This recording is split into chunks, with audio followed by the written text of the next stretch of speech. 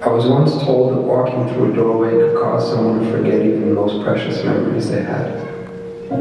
Memories of good, memories of bad, memories of love and of loss, all tucked away neatly, stored like the worn-out blankets that were kept to dress the rainy days and bad habits that happen from time to time.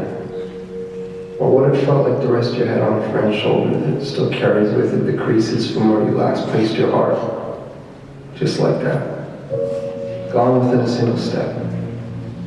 That somehow 3 beams and an imaginary line drawn across some old aching floorboards were all that stood between you and the infinite silence of the very things that once colored your mind with sound. It's funny. You can make yourself believe almost anything if you think about it for one minute.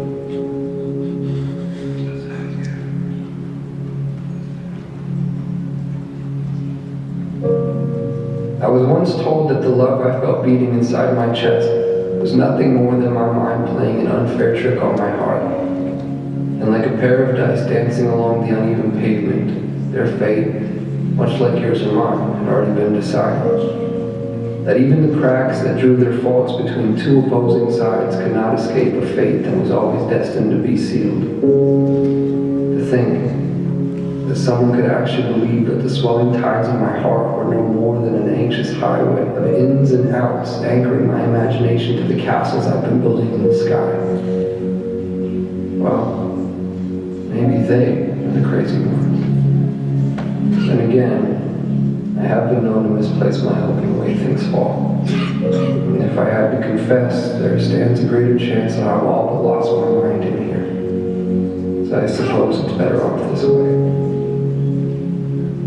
Because I've always believed that the odds of finding what you seek tend to favor those who are open to seeking them in the first place. And I, for one, have never quite understood how odds stand to get even without that frame of mind. To be clear, I've seen a million faces. I've seen a million different faces, each one mirroring that of your own. And still, none of them have felt like home to me. None of them have felt like you. So here we are. And I can vaguely and strangely trace your outline. I can remember what it felt like to hold you. I can remember what it was like to stare blindly into your eyes for what felt like an eternity. How could I forget that? I could never forget that. I could never forget you.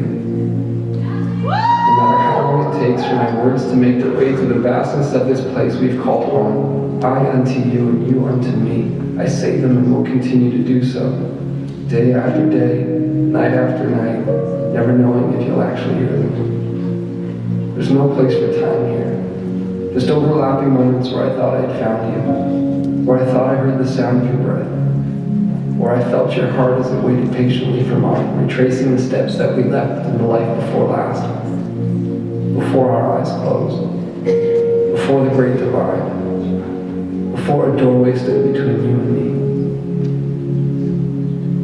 me. As it stands, I found myself in that doorway again, with both feet and your heart on my sleeve, but I can't bring myself to walk through this time. Not yet, at least. Not until I take one last look and see that it was you. That it was always you. Our hearts strung